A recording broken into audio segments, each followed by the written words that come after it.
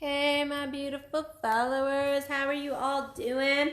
I just got off of my final training for Solo Tantra. So, got to connect with some beautiful people on that training. It was fun. It was exciting. And I just want to pop in here before I go about the rest of my day and really just connect with you guys. So last night, I posted it this morning, but I actually wrote it last night. I was reading a book, and the book just really got me stepping into my desires, really thinking about my desires. And all of a sudden, I had this wave of just desire flush over me.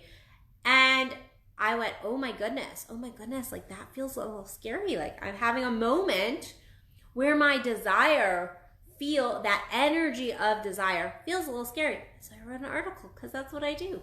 I read an article on what's going on in my life. And it really took me back to to years ago when I first started on this journey of Tantra and being a practitioner and opening up my own sex and my own relationships and really just embodying self at a deeper level. And I remember, again, years ago, my now best friend, I went to a consult with her and I was like, this is what I want. And she asked me, what do you desire? And I remember looking at her and going like, what's that? I don't know what that word means. I knew what the word means at that time.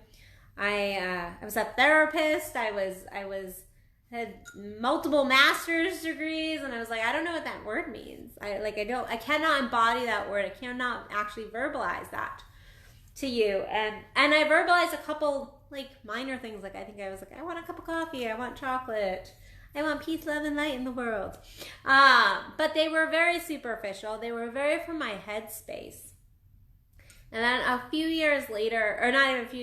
months later, I remember sitting in a workshop and going, that's too much desire. Seeing desire and like feeling desire and being like, this is scary. I have these desires and I feel like they're going to overtake me. And I look at my clients today, and a lot of times they will verbalize their desires, and then all of a sudden they pull them back. They look at these desires, and it is like looking in the face of a big beast. Like they are so intense. The desires are so intense. They're so hungry because we have not been feeding them.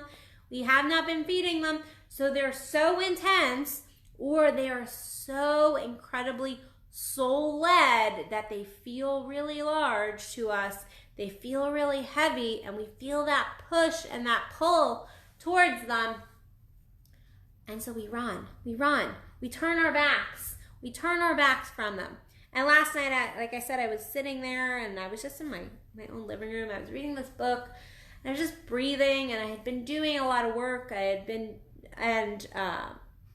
second chakra was just a light. I had all this this energy, sexual energy, not as far as like sexual arousal, but this energy kind of swirling, and I just felt all this desire come up in me, all these desires, and I was like, wow, that's a lot of desire.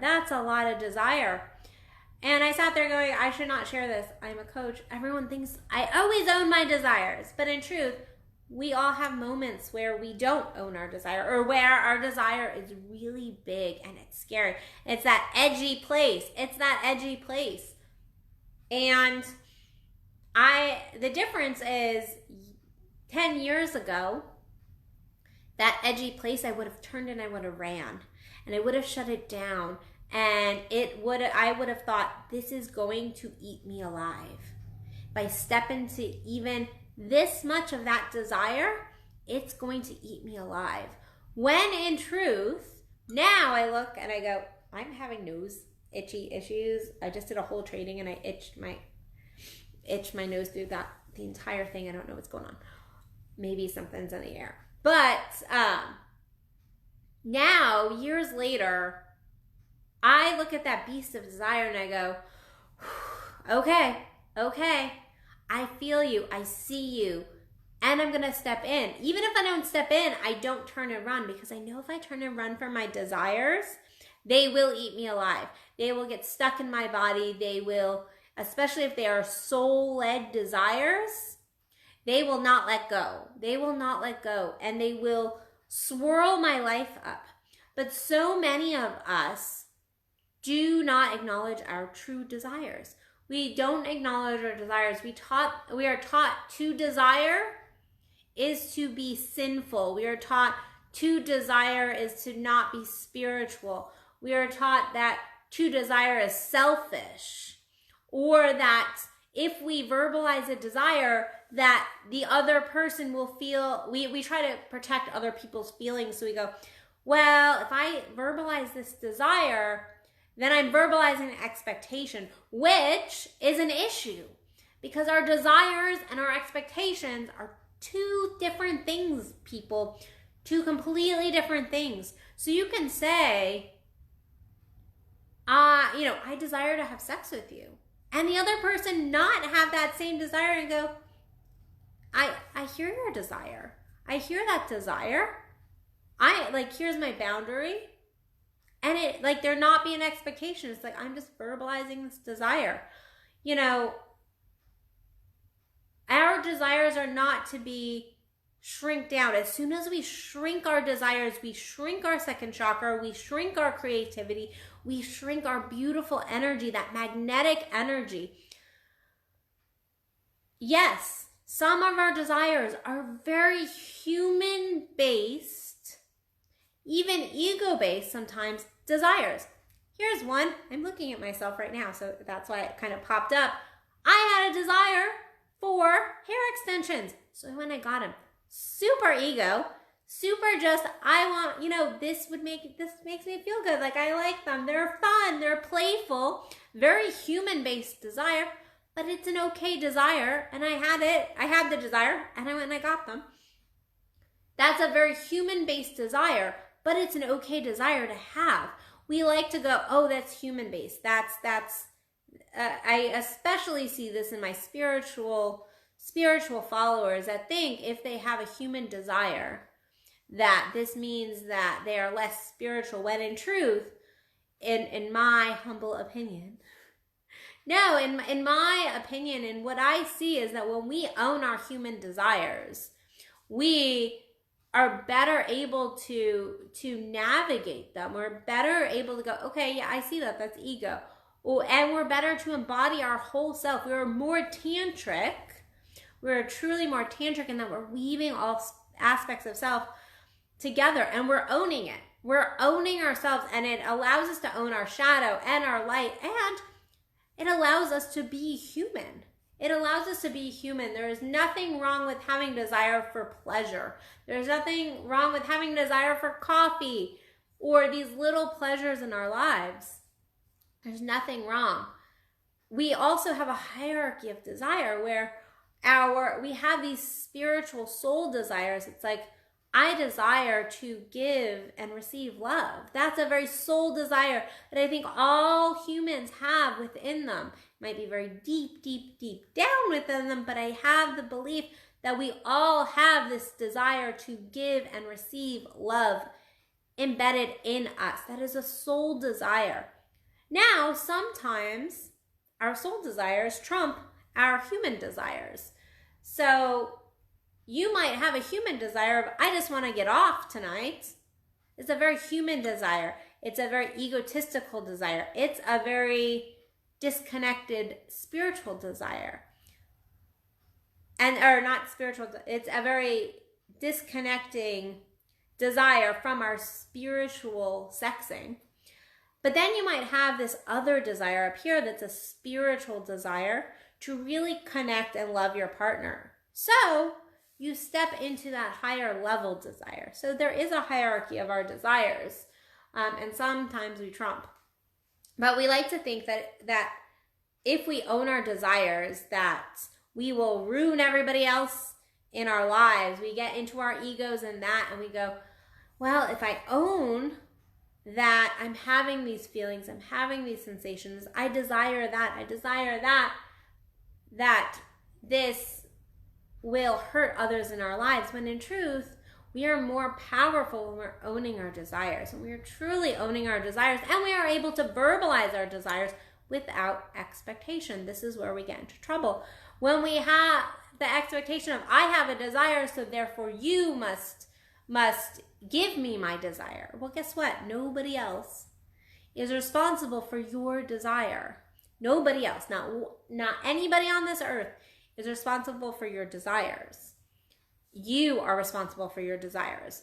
And so it is stepping into our desires, seeing the beast of desire, that feeling, and also just standing in it is a beautiful thing to feel that energy, that shakiness. Because in truth, when we get into that shaky place of, I really desire this, it's scary. That is our growth. That is our spirit going, you're about to grow. You're about to expand. Here is that raggedy edge that you need to step into. When we try to shut our desires down, they will come out in other forms. And most of the time, they will come out in forms that are not pretty. So it is about really connecting with your true desires, allowing yourself to flow through them and go, okay, what do I desire? And also verbalizing those desires. Now, there might be people in your life that can't hear that, but most likely you have people in your life that you can go, I'm just speaking these, you can go, I'm just going to speak these desires to you. I'm just going to share. I have no expectation. I'm just sharing with you where I am, where my spirit is, where my desire is, where my creativity is, where my energy is right now, where my energy is. Because when you shut your desires down, you will shut down your second chakra. You will close up. Well, you can't close up you actually shut it down. That's not a real thing. But you will block. You will block. And it will take you so much longer to unblock it. So my challenge for you all today is to go in and really get into your desires. Really journal out your desires. If you can't do that, to at least pay attention to the desires throughout your day. Both those very human desires and also those deeper level of like, I desire to feel this, to experience this, to sense this. Those as well. All levels. I want you to really look at all levels and then stand in that edginess of those desires and go, I can hold here. I can feel this. It's safe to feel my desires. It's safe to hold this. It's safe to sense this. And that might lead to a whole bunch of journaling work. So go do that if that's required. But know that your desires are safe and your desires are required for you to level up in your life, to go deeper, to feel more, to experience more.